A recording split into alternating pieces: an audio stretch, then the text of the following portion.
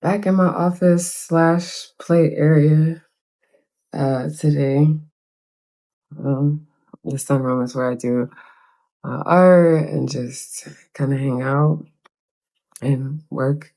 Um, but this is actually before my meditation today. Um, yeah, I was up late last night. My sleep cycle was kind of thrown off since Monday. I was up till 1-ish or so.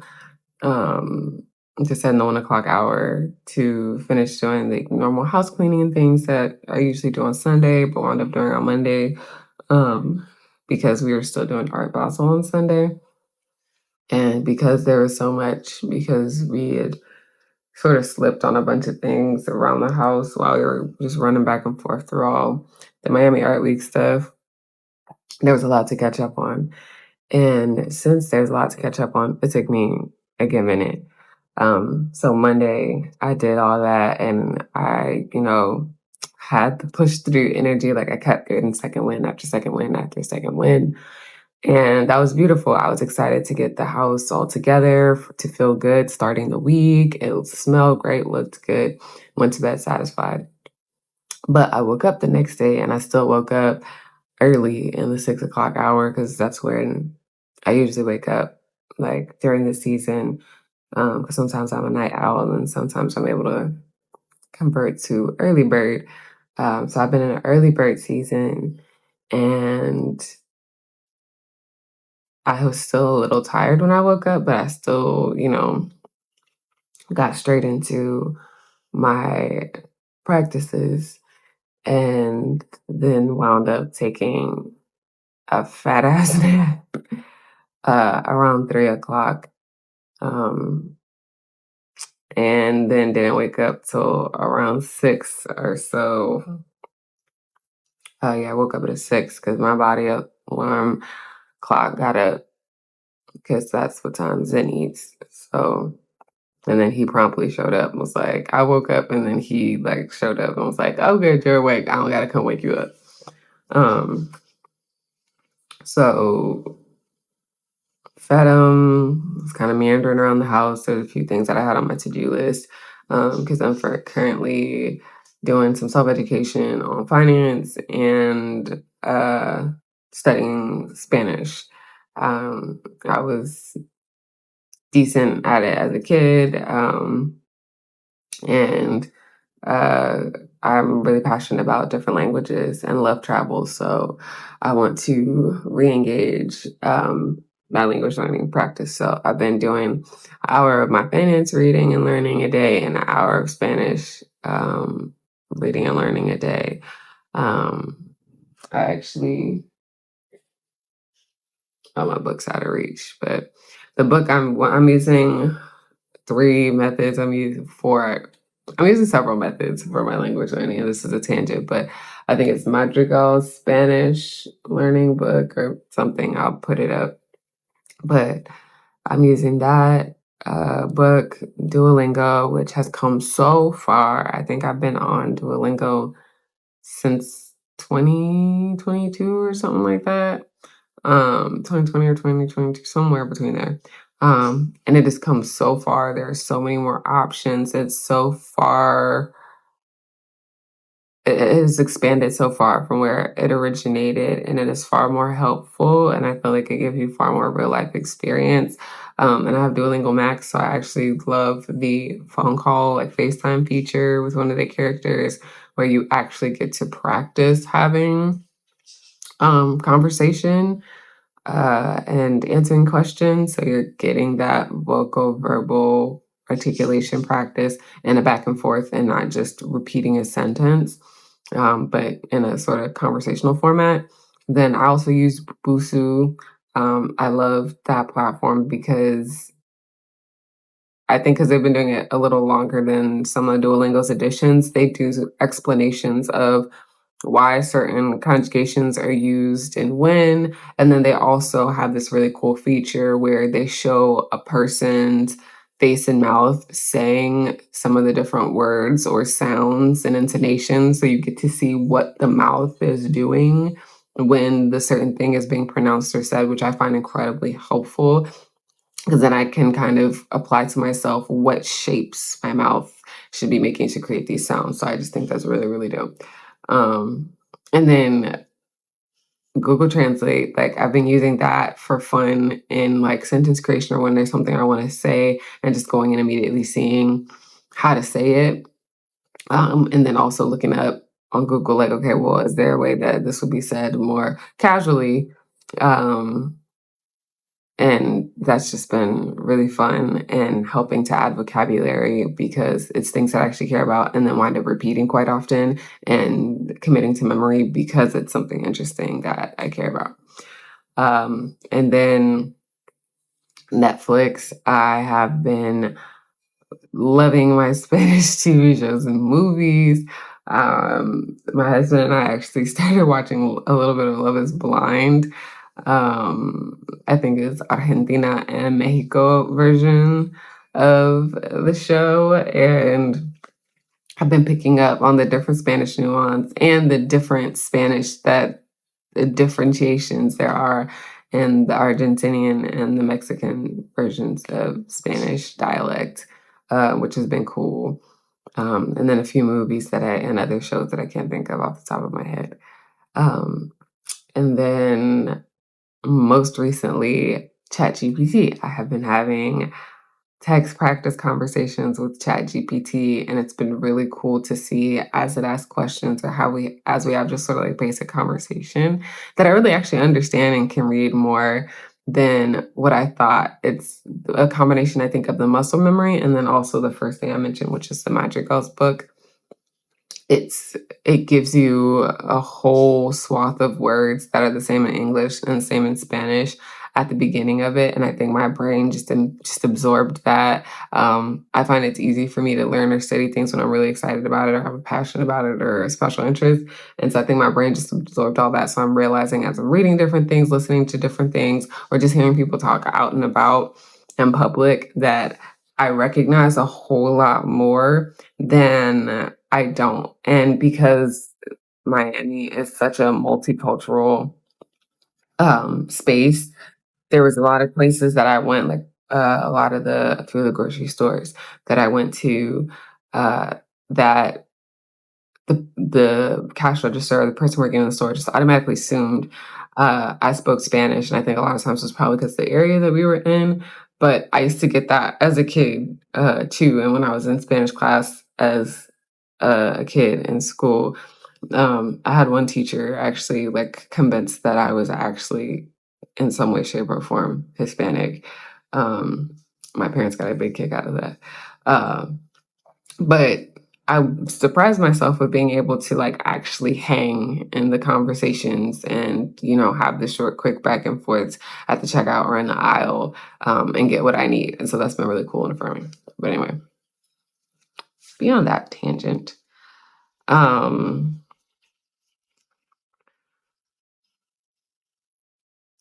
last night, because of having taken a nap and then being up, we stayed up. I did we actually both, Babe and I wound up sleeping, taking a nap. So um, I did hence what I brought up, my reading. So I did my hour of Spanish and my hour of finance. And then we had some just couple movie time and just sort of hung out. And then we wound up just kind of crashing out together on the couch. But before I crashed out, I was just kind of meandering through to meditate, to just do breath work, to do some semblance of it, to go to my typical spot and do it or do it right here. And it was really interesting because I was very, very much so aware. Like I was very conscious of the fact that I was internally trying to decide if I was going to follow through or if I was going to falter. And my head already trying to rationalize or placate myself with the idea that, oh, well, at least you're getting one a day for the most part if you miss today. When my goal is twice a day to move to 3 times a day, like morning, midday, and night, to just give myself those pillars. And before I took my nap yesterday, I had gotten some news that just wasn't resonant with my reality that I've created. And it surprised me because it actually threw me for more of a loop than I had anticipated. So I basically got some feedback um, from my physical reality that didn't resonate. Don't go over there. Good boy. No. And it rocked me in a way that I hadn't anticipated. And so I had that before taking my nap. And so before taking my nap, I did some breath work. I listened to the Om meditation audio that I enjoy listening to and recited my affirmations until I fell asleep. And I did wake up feeling better.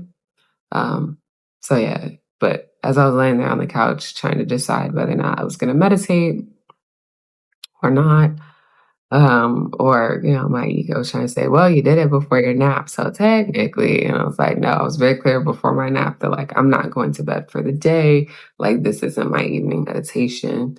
Um, so it was interesting being aware of both of these sides of myself and being accountable and acknowledging, like, if I'm not going to do it, like, let's just be honest from the go and not trying to soften it, cuten it up. Like, it is what it is. Like, it's just that this thing isn't happening, not that there's some reasonable excuse. No excuses. I'm really in the season of accountability and sticking to the self-awareness, which I was really proud of. So I did ultimately just go to sleep and not meditate. And then I woke up this morning still a little bit tired. And, you sleep on the couch. It's typically nowhere near as good of a sleep as you would have gotten in the bed. So I'm waking up, but I do feel a little lighter, but still in this sort of in between space. And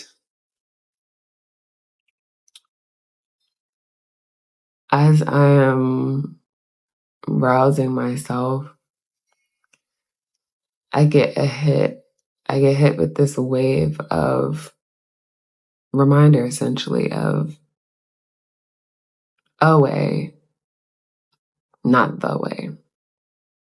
And that is a nugget that I got from the teachers of the yoga teacher training, the 200-hour yoga teacher training I did in 2022. So shout out to Aaron and Steph and Aaron from, or Stevie and Aaron from Authentic Movements. But that was essentially one of their philosophies or mantras, was a way, not the way. Like that is simply a way to do something or a way to think about something, but not the way, the only way. And with that being said, remaining in a forever state of openness and flow and willingness to try, be, do, experience in a different way.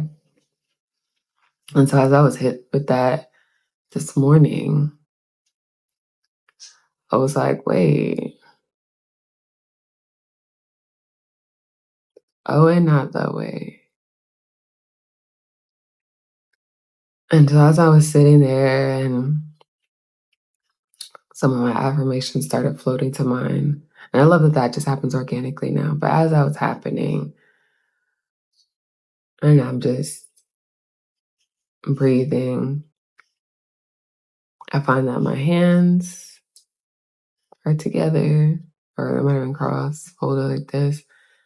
And I was sitting with both feet planted on the ground and just my head in my hands, just breathing. And I was just allowing my affirmations to flow through me. And then suddenly I was taken back to childhood because I was raised religious and I was reminded of prayer. I was like, yeah, this is kind of like a version of a posture that prayer used to take sometimes, especially if at church and not at home, not on bended knees, but sitting down in a pew. And then, oh, wait, not that way, floated through again. And over the last several years, I've been in a deep, deep journey of reconciliation with my experience with the church and my non resonance with the structure and many of the beliefs of the church, but seeing the wisdom in the text, the Bible, that is the pillar, the anchor of the church.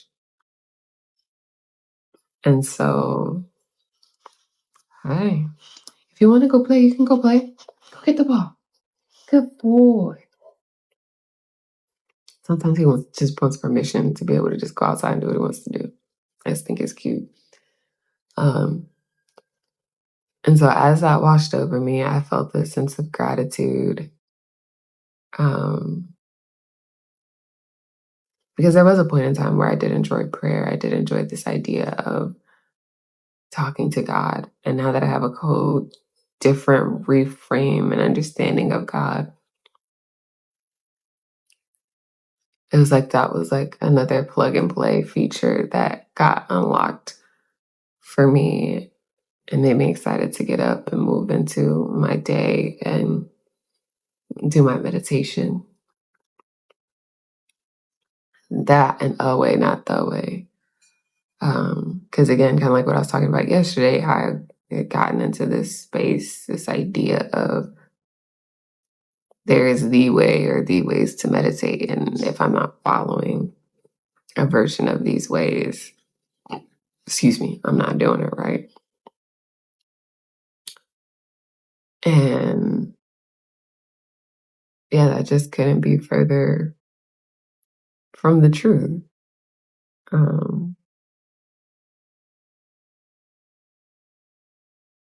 And so I'm sitting in a way, not the way, being accountable for not having meditated last night, but also being grateful for what skipping out on it gifted me, which was the opportunity to reflect, to be with myself and my thoughts as I was deciding to or to not meditate. And then waking up this morning, having not meditated, and being able to just witness what came to mind and be able to receive it. And again, just show up with the reminder to regard everything as play, to just play. And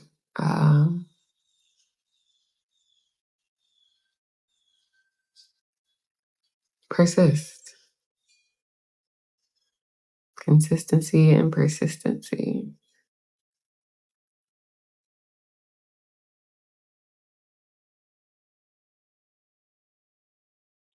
And just being. We had a couple calls yesterday, and one of the things that came up was just reflecting on the fact that we're human beings, not human doings, but we often find our way into the space of human doing energy.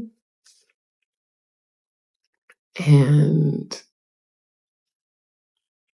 I've just been bringing myself back to awareness of the ways where I have been partaking in human doing energy, behavior, and activities,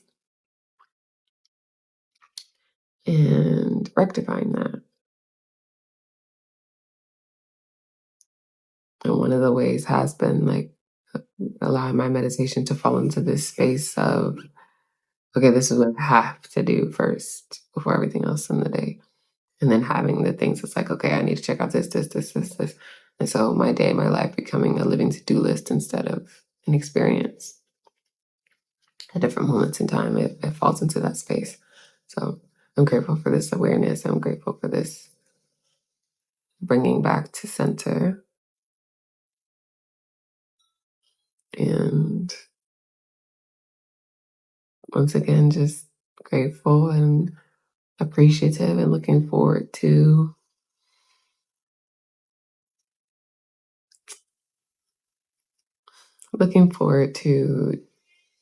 playing in my practice and really discovering the vast different ways that showing up in my practice really speaks to me. I think that's all for now, all for this morning. I finished reading one of my books last night, The Psychology of Money. It was really good. And in reading it, I really got to see where I've gotten to with take what you need, leave the rest. And not feeling like I need to mentally argue or disagree with whatever I'm reading at the time. Like I used to do that down bad. And just being able to read, receive the information, and then allow whatever resonates and sparks interest to do so. And then whatever doesn't, just let it go.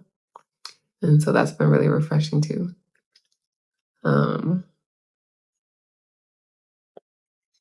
So yeah.